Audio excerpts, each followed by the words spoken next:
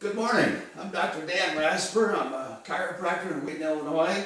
And today I want to talk about texting as part of my Right Care video series. Now, texting is a great way to communicate, but unfortunately it does have its downsides in the body. The biggest downside is probably that you have to focus so much on your phone that you lose your posture. And so let me show you, kind of like from the side view, what typically happens and what I see when people start to text. From a side standpoint, the perfect way to text would be to be sitting up and using your thumb and do a little bit at a time.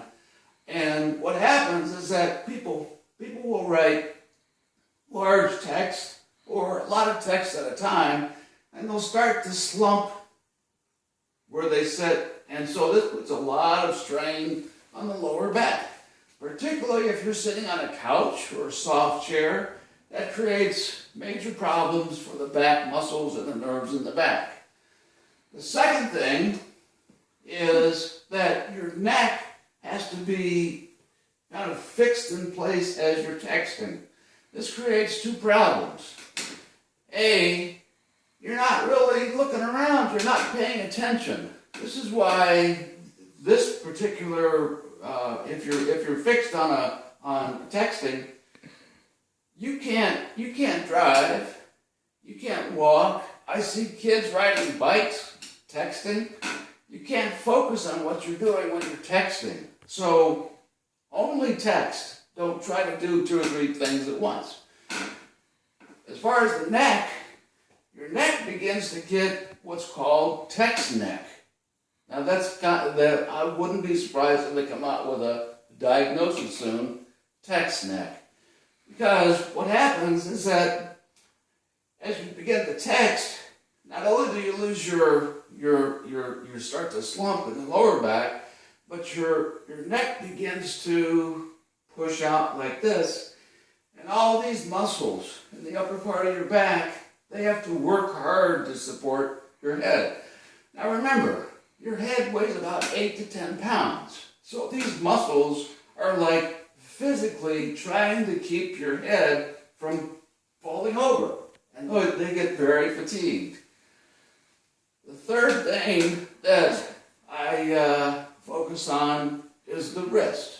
Now, unfortunately, not many people do this when they text. They do this, and I think that's what was meant when they brought texting into the mainstream, is that you can use your thumb. Well, as you can see, as you begin to use your thumb, the thumb has the little points where it has to move constantly.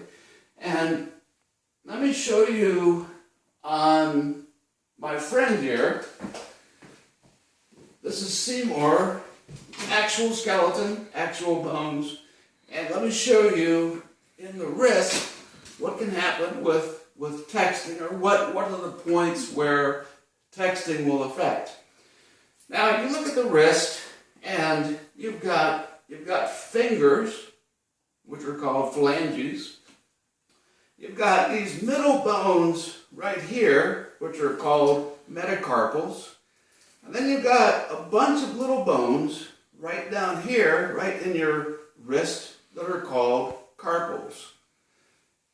2 arm bones come down to the carpals, the metacarpals come to the carpals, and the fingers, or the phalanges, come off the metacarpals.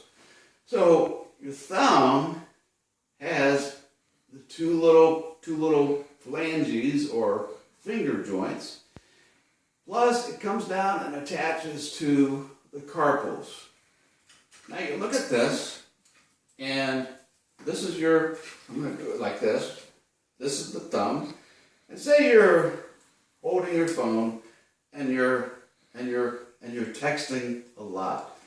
Well, the major points where the thumb is going to fatigue or overwork are right here and right here. And I'm a real person, not myself. It's here and here. Look again when you're texting. You're taking that hand and it's like this. It's like fast motions. And these little joints, they can handle that quite a bit. But over time, they start to get a little worn down. Now we're talking years. Probably for me, it would take 15 years because I don't text much. But you get some people, they will text a lot. Answer text, move through text. So I just wanted to show you today what are the main points of texting that you should be aware of. A, finger fatigue. B, neck problems with being in that position. And low back problems. So just be careful. When you're texting, pay attention, keep your posture up, and take a break. Give your hands a break.